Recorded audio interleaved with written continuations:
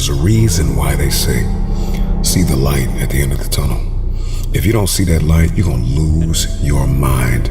The challenge for many of us is that we gotta see past our present pain and into the fruitfulness of the future. You want to win, we want to win, and we're going to deliver that. But Snyder has never delivered on that promise. Since 1998, Washington has only won 2 playoff games and never advanced past the divisional round. You know, the culture is actually damn good.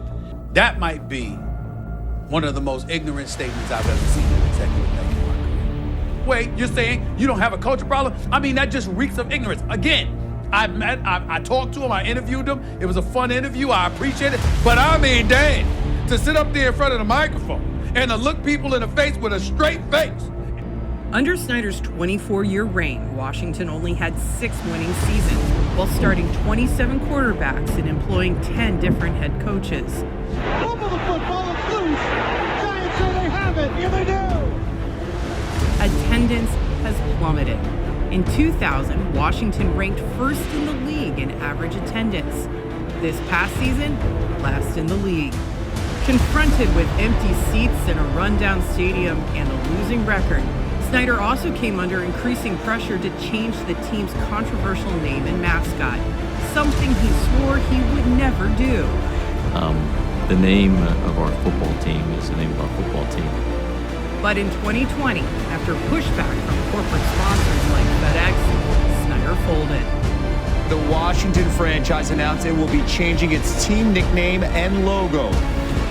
We begin today with news out of Washington. Further damaging accusations of harassment. What's the limit? What's the line? The controversies continued. In just a 2-year period, Snyder and his team have been investigated by Congress, the Federal Trade Commission, the Drug Enforcement Administration, the Department of Justice, and multiple state attorneys general for financial improprieties, sexual misconduct, and a toxic workplace culture. Through it all, Snyder swore he would never sell the team.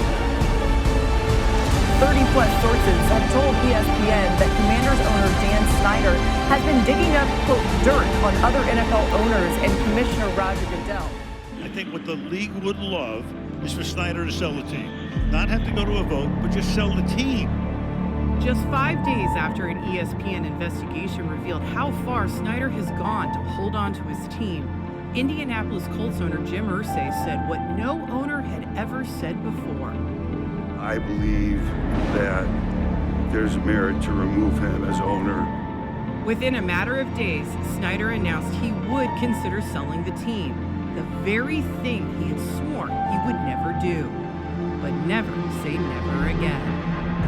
Shortly after that agreement was announced, Dan and Tanya Snyder released a statement saying that they're looking forward to this process being completed and to the franchise moving on to Josh Harris and his group. And this really is the first public statement about the fact that they are moving on, which will make the people in that area very happy. The people who have rooted for that team for decades, who have struggled through that, been hard for them to root for that team at times. Essentially, the Snyders now will be a part of the fans rooting for the Commanders, which is just the way the fans. Well, the NFL's long national nightmare is finally over. It is, right? It's coming. That's it. This is great news for all of the owners. All the other 31 owners are thrilled to be finally rid of Dan Snyder. He has no friends left. His last friend among the membership was Jerry Jones, who protected him for a long time. I think even as recently as last year. But the NFL membership is thrilled. If you're right, it will be a unanimous vote later today in Minneapolis, and the Snyder era is finally over. What does this day mean to you as a Commanders fan? This is the greatest day, aside from the 91 greatest NFL team ever. The city gets its team back. This is so great, like a Super Bowl. Joe, why do you think you and so many other fans came out here to be together for this moment? I think we all just share a connection. We all have been in this dark, dark era. We've been in so many downs, and we're all just ready to start this new era, this new beginning. And this was a family thing. The team and the fans were intertwined. And I played for this team for 10 years, and here comes Dan Snyder. He rolled in, and you saw it just slowly separate. And all of a sudden now, the fans still want to cheer for the players, but they hate who owns it. And now we get a chance to go back to loving the players, loving the team, and trying to bring this thing back together. It was so much that we had people calling the radio station today, grown men crying, talking about how they were with their family and their dad and wishing their parents would be here to see this happen. People saying Josh Harris hadn't won a championship, but he's in the party, okay? And if you can be in the party consistently, you give yourself a chance.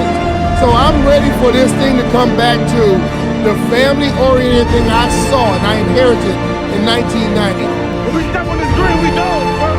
We was made for this. When we step on this grass, you turn into a dog. I don't give a... They think we lay down. Follow me. I'm not.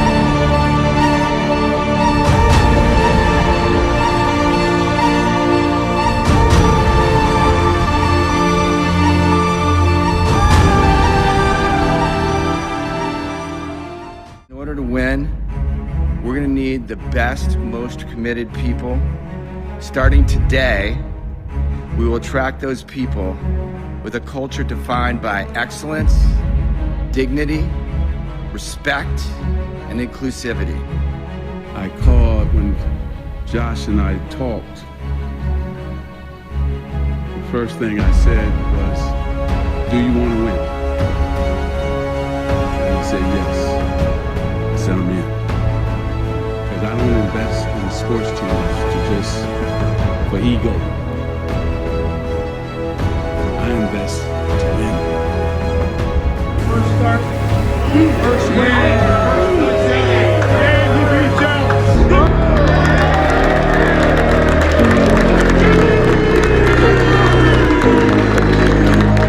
Appreciate y'all, man. Support me all week. You always have my back, but Coach always says it, man. It's in this room. Dallas had everything to play for, man, and we beat them. We beat them bad, too. They could have been a lot worse. We left a lot of these out there, man. So let's carry this momentum into the offseason. Let's roll these boys next year.